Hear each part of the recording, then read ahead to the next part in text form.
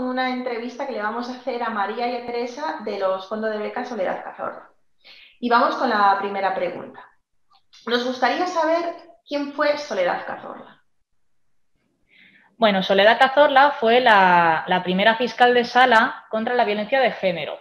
Cuando se creó esta fiscalía especializada en 2004 con la ley de violencia de género, pues Soledad Cazorla la que estuvo al mando hasta que en 2015 falleció.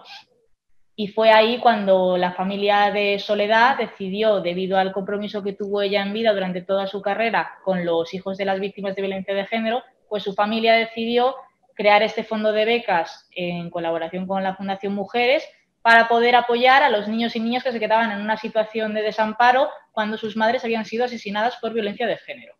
Soledad hizo una cosa, además de ser una gran trabajadora por los derechos de las mujeres, ella se dio cuenta de todo lo que estaba pasando cuando se producían los asesinatos por violencia machista. Ella fue la primera que se dio cuenta que después del minuto de silencio, que es como nosotros lo nombramos, pues existía un silencio brutal, ¿no? Porque las familias se quedaban desamparadas, ¿no? Como dato, podemos decir que la mayoría de estos niños, si la madre no había cotizado, pues se quedaban sin ayudas, ¿no? Porque no estaban reconocidas las prestaciones, que es una cosa que nosotros hemos trabajado desde el Fondo de Becas y que se amplió la ley en el 19 para que los niños que se quedaban huérfanos y sus mamás no habían cotizado pudieran tener derecho a una pensión, que en este caso sería una prestación, cosa que se reconoce desde el marzo de 2019, que ya está incluida esa reforma. Entonces ella se dio cuenta realmente de que estos niños, las familias se quedaban muy desamparadas y que había verdaderamente muchísimo que hacer. En principio, lo que había que hacer además fundamentalmente era nombrarlo, ¿no? Porque es verdad que en España se ha hecho mucho hincapié y los medios lo han hecho bastante bien, ¿no? Nombrando estos asesinatos y sacando estos asesinatos de las parcelas privadas, ¿no? De la aguanta o esto pertenece al núcleo familiar.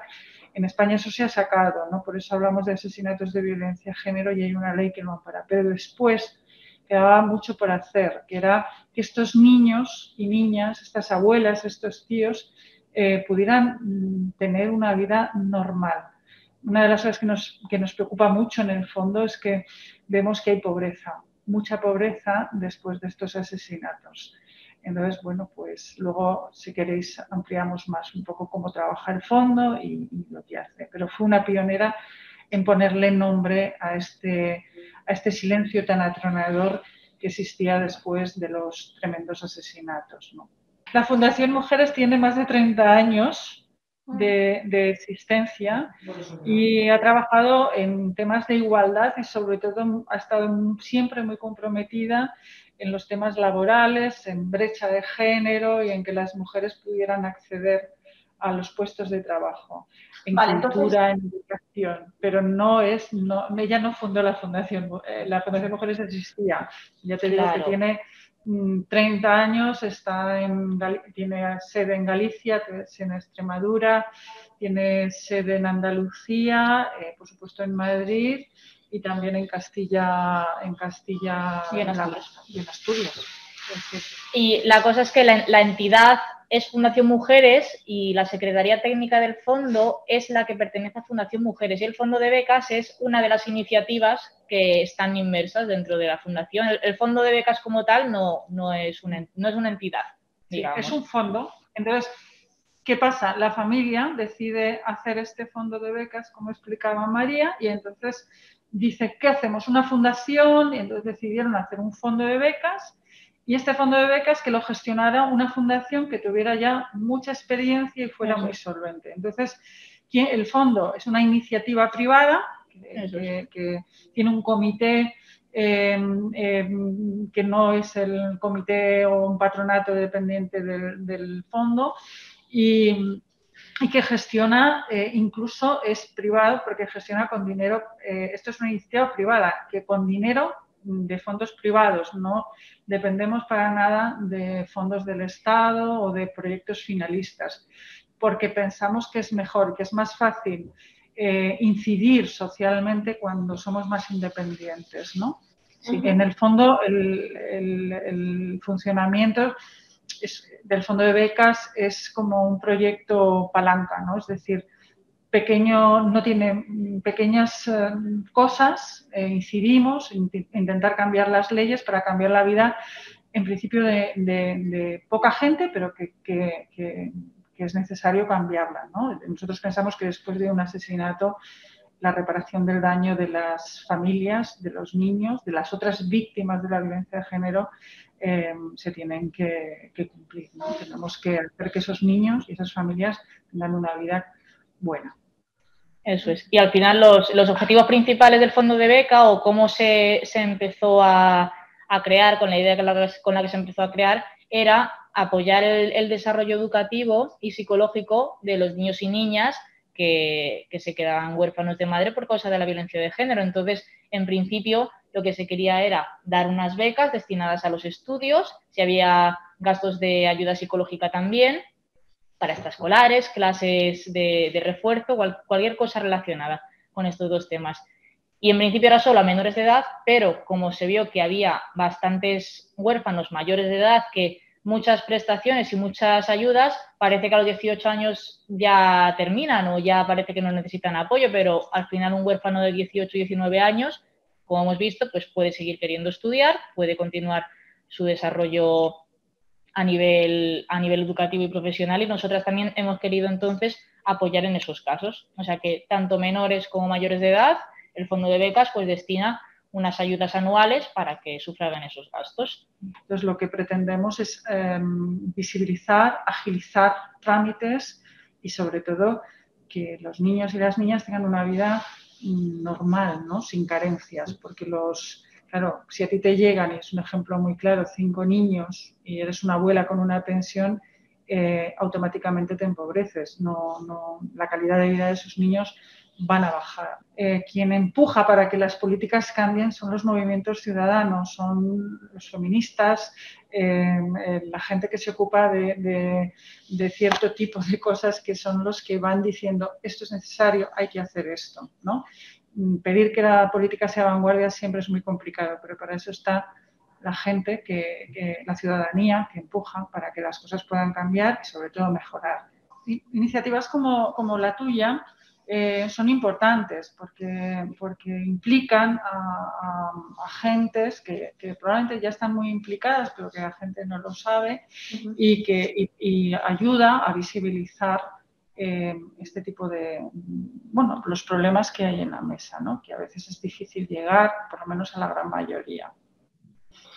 ¿Y podéis nombrar alguno de los objetivos que sí que ya cumplisteis hasta ahora, que habéis logrado? Sí, pues por ejemplo, la pensión de orfandad absoluta, hace 2 o 3 años, cuando aún no estaba aprobada esta reforma que se ha conseguido desde el fondo, los niños lo que tenían era que cuando la madre no había cotizado lo suficiente o no estaba dada de alta en el momento del asesinato, se quedaban sin ningún tipo de pensión, 0 euros. Y que en el caso de que sí se cumplieran estos requisitos y si estuviera dada de alta, por ejemplo, en ese momento, se cobraba una pensión mínima que corresponde al fallecimiento de un progenitor. Entonces, desde el fondo de becas se entendía que cuando pasa un asesinato de violencia de género, te quedas tanto sin madre como sin padre, que es el que ha asesinado a tu madre y al final va a la cárcel y no se ocupa necesariamente, obviamente, de ti. Entonces, la cuestión es, si eso es así y se sabe, ¿por qué no asimilar esa situación a la de una orfandad absoluta? Cuando las familias que se hacen cargo de los niños son las que van a necesitar ese apoyo que hemos dicho, debido a la situación de vulnerabilidad sobrevenida, de un apoyo adicional. ¿Y cuál es ese objetivo por el que ahora mismo estáis luchando y que a lo mejor os encontráis con un muro? ¿Tenéis alguno de estos objetivos que siempre parece que siempre os están poniendo dificultades para lograr? Es más bien de forma generalizada con que las familias sientan que no están desamparadas y perdidas, que se sientan realmente informadas de sus derechos y que cuando van a la administración y se dirigen en distintas instancias a realizar los trámites que se les pide, que no tengan ni que repetir la historia 1000 veces, ni que sentir que les mandan de un lado a otro sin ningún sentido, ni que los funcionarios no están formados debidamente en este tipo de casos. Que es verdad que son pocos, pero también con las mismas es muy fácil determinadas pautas dejarlas claras en todas las entidades. Pero mucho trabajo que hacer, porque incidir y cambiar estructuras pues no es fácil, ¿no? Nosotros, en lo que decía María, pues nos encantaría que se facilitara, por ejemplo, esos laberintos burocráticos y judiciales en los que muchas veces se tienen que encontrar las familias. Tenemos que protegerles también ahí, ¿no? Y la justicia no puede ser ciega, tiene que de vez en cuando también que ser sensible, ¿no? Y las instituciones también, ¿no? Priorizar cuando tenemos situaciones de mucho desamparo, que es lo que tenemos. Y sin nombrar ni decir nombres, ¿podéis compartir la historia de alguna persona que le hayáis cambiado la vida de forma radical? Primero hay una cosa que apuntamos siempre, ¿no? Tienen un doble estigma. Son hijos de una asesinada, pero es que el asesinado ha sido su padre. Eso es muy duro. Entonces tienen un doble estigma, ¿no? Es decir, son hijos de una asesina, pero también son hijos de una víctima. Ellos son víctimas, pero también son hijos de un asesino. Nosotros decimos muy alto y muy claro que un maltratador, un asesino de una madre, de su mujer o de su pareja, es un mal padre, ¿no? No tenemos palabras. Entendemos que si un señor está matando a palos no puede ser un buen padre. Entonces esos conceptos van cambiando lentamente, que eso es la fuerza de las mujeres y del feminismo, ¿no? El poder decir un maltratador es un mal padre. Estos niños pues no tienen que ir a verlos a la cárcel, no tienen que sufrir, ¿no? Bastante trauma tendrán que superar el resto de su vida. Y sobre todo nos interesa mucho que haya una repercusión mediática, que la gente conozca que el problema está en la calle, ¿no? Es decir, que se pueda expresar todo lo que hay detrás, que se conozca, porque es la única manera de ir dando pasos, ¿no? Bueno, pues desde aquí daros las gracias por todo el trabajo que estáis haciendo, que es increíble y que en cualquier cosa que Lipstick By os pueda seguir ayudando, pues me gustaría que contarais con nosotros. Muy bien, pues muchas gracias. Muchas gracias y mucho éxito.